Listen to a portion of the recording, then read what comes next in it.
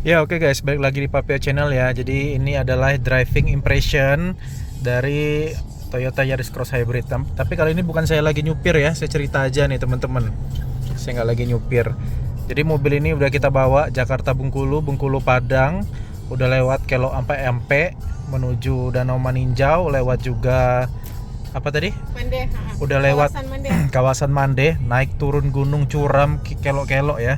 Jadi rasanya ini kesimpulan yang tepat lah untuk menggambarkan driving impression mobil ini. Pertama, posisi duduk nyaman ya teman-teman ya, karena joknya ini sportifnya tinggi nih.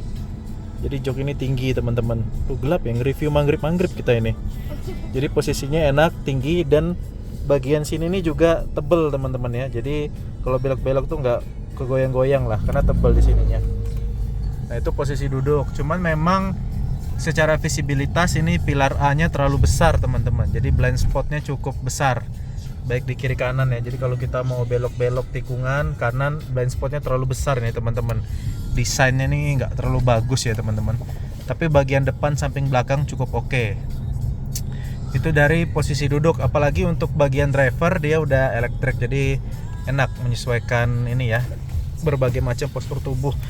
Terus dia ini juga empuk teman-teman. Nih, saya nggak tahu apa karena mobilnya masih baru atau empuknya akan bertahan lama. Yang jelas jok ini empuk teman-teman ya, nggak keras. Nah itu dari posisi duduk. Setir juga enak karena sudah tilt and telescopic, jadi nyaman lah. Terus soal setir ini ringan, tapi kalau kalian mau cari yang paling ringan, kayaknya Honda lebih ringan ya dibanding ini. Tapi ini cocok lah buat emak-emak nyetir. Enak apa?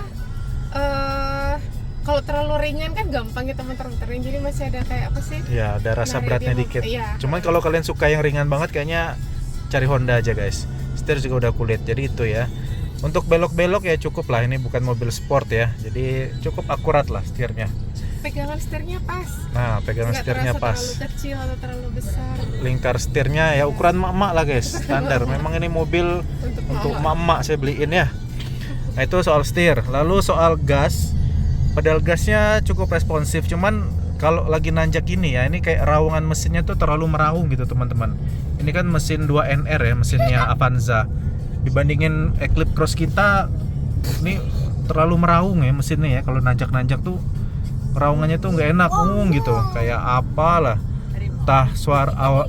Entah memang suara mesinnya kenceng atau peredaman kabinnya jelek ya, mungkin kombinasi keduanya ya. Jadi memang meraung dia.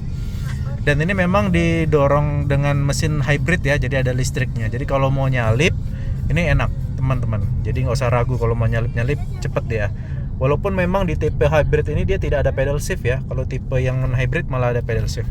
Tapi jangan khawatir teman-teman, bisa kok nyalip. Jadi pedal gas cukup oke, cuman raungan mesinnya aja yang terlalu ini ya, nggak nyaman. Nah untuk pedal rem ini agak beda ya. Dan remnya ini aneh untuk yang hybrid. Kalau kalian terbiasa bawa mobil standar, ini remnya aneh nih. Saya gambarinnya agak, ketika kecepatan tinggi sama kecepatan terendah itu remnya feelnya beda teman-teman. Jadi perlu penyesuaian. Jadi kalau kecepatan rendah ke bawah, ditekan dikit tuh belum ngerem, tiba-tiba nanti duk. Nah kayak gitulah kira-kira ya. Saya udah pernah sampaikan juga di video sebelumnya. Karena dia ini remnya ini kombinasi antara kampas remnya ngejepit dengan regenerative braking gitu. Jadi memang feelnya agak beda di mobil ini. Perlu penyesuaian lah teman-teman. Saya dulu awal-awal memang agak kasar ngeremnya, kayak orang baru belajar mobil gitulah kalau awal-awal ya. Tiba-tiba nguk gitu. Tapi kalau lama-kelamaan ya udah cukup oke lah. Terus terkait kekedapan kabin, ini nggak terlalu bagus ya, karena memang plat bodinya kaleng kerupuk. Saya udah pernah bikin reviewnya juga. Padahal ini udah di ini ya. Ya, mau kalian pasang peredam kayaknya sama aja deh guys. Kalau saya bandingin dengan Mitsubishi Eclipse Cross ya, ini memang platnya tipis, bodinya tipis gitu ya. Mungkin kaca-kacanya juga tipis, jadi ya gitulah, nggak terlalu bagus. Mesin aja suaranya masuk banget. Ya itu ya, kalau kalian mau cari peredaman kabin yang bagus, pilih X-Force deh kayaknya. Mitsubishi itu peredaman kabinnya bagus-bagus. Expander, Eclipse Cross saya, X-Force tuh bagus peredaman kabin. Itu soal berkendara. Soal suspensi nyaman teman-teman, nggak ada masalah. Jalan-jalan gelombang masih enak, nggak bikin muntah, nggak terlalu limbung juga pada saat kita belok-belok kayak gini ya. Jadi cukup oke. Nah lampu ini saya nggak tahu ya, kalau dibandingin Eclipse Cross kami ini nggak terlalu terang ya, masih terangan Eclipse Cross ya. Dan lampunya ini getar kalau kita lewat jalan gelombang. Saya udah pernah bikin reviewnya juga tuh di Kelemahan. Kayak deret gitu loh. Nggak bagus ini build quality lampunya. Dan memang LED-nya nih nggak seputih Eclipse Cross juga ya. Iya. Masih terangan Ini Eclipse Cross. masih ada apa sih, kayak ada area-area yang gelap-gelap. Iya, dan nggak terlalu white ya. Lampunya ini tidak terlalu white dan tidak terlalu terang. Plus getar ya. Ini pokoknya kalau soal perlampuan parah ini teman-teman. Nggak terlalu bagus kalau lampu-lampu. Balik lagi ya, saya bandingin dengan Eclipse Cross ya, karena punyanya itu teman-teman. Nah, untuk kelegaan kabin ya standar compact SUV ya, cukup lega, bagasi lega dan seterusnya. Nah, ini kan kita sudah road trip jauh ya, cukup nyaman lah ya, nggak terlalu Walaupun bikin nyetir pegel. seharian. Ya, walaupun nyetir seharian. Cuman memang karena kita biasa pakai Eclipse Cross, di sini nggak ada pemanas jok guys. Jadi kalau pinggang pegel-pegel nggak bisa diangkat-angkatin di mobil ini. Iya. Mungkin kata orang pemanas jok nggak fungsi, sebenarnya ada fungsinya teman-teman. Kalau nyetir lama, pegel pinggang itu enak pakai pemanas jok. Di sini nggak ada pemanas jok, jadi ya udah nggak apa-apa. Tapi masih nyaman. Pada sebenarnya mobil zaman sekarang itu nyaman-nyaman semua guys ya. Kalian nggak usah bingung lah mau HR-V, mau Grand Vitara, mau Yaris Cross, semua itu nyaman. Kalau menurut saya mobil baru yang nggak nyaman tuh cuman Rasterios aja teman-teman. Tinggal sisa itu aja mobil modern yang nggak nyaman tuh Rasterios, karena dia masih RWD, kabinnya sempit, bantingannya nggak enak. Mohon maaf ya pengguna Rasterios ya, memang itu mobil paling nggak nyaman lah kalau di era sekarang.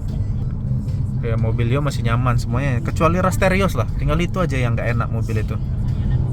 Buat kalian yang nanya gitu ya, ini FWD gimana, gerak depan kuat nggak nanjak? Aduh guys, saya tuh mobil FWD udah dari Aceh sampai Bali ya, segala tanjakan udah saya lewatin. Kalian sebutin aja tanjakan apa ya. Ini yang pakai mobil ini kita tes kelok 44 dengan kawasan daerah Mandeh. Itu kuat kok teman-teman. Belum lagi jalan lintas barat yang Lampung Bengkulu itu kan curam-curam juga tanjakannya. Nggak ada masalah guys sebenarnya pakai mobil FWD itu. Jadi sebenarnya nggak ada alasan lagi kalian mau pilih mobil RWD, kecuali kalian memang tinggal di dusun yang jalanannya batu kerikil atau jalanannya masih tanah, mungkin masuk akal. Tapi kalau jalanannya jalanan masih aspal kayak gini, kalian mau kemanapun selagi masih aspal ya FWD aja cukup teman-teman, karena jauh lebih nyaman ya. Dan yang pastinya ketika kalian beli mobil ini konsumsi BBM-nya luar biasa irit. Coba di atasin dikit ya. Di jalan begini. Ini kita jalan lintas Sumatera ya. Itu 26,7 teman-teman. Konsumsi BBM-nya. Kelihatan nggak sih? Nah, kayak gitulah ya. Nah.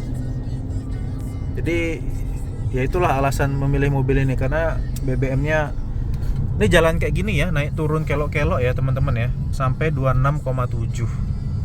Gak ada lagi mobil di Indonesia yang paling hemat tuh ya ini. Zenik kalah, terus apa Nissan Kick kalah, Serena apalagi. Gak ada guys. Dibanding Agya, mana ada kali Agya kalian dapat 26,7 di jalan Sumatera gini ya. Kita sebelumnya pakai Mirage ya. Ya, dibanding Ignis deh. Ignis gak ada nyampe. Kami punya Ignis juga di rumah guys. Gak ada 26,7 kayak begini tuh. Nah, ya.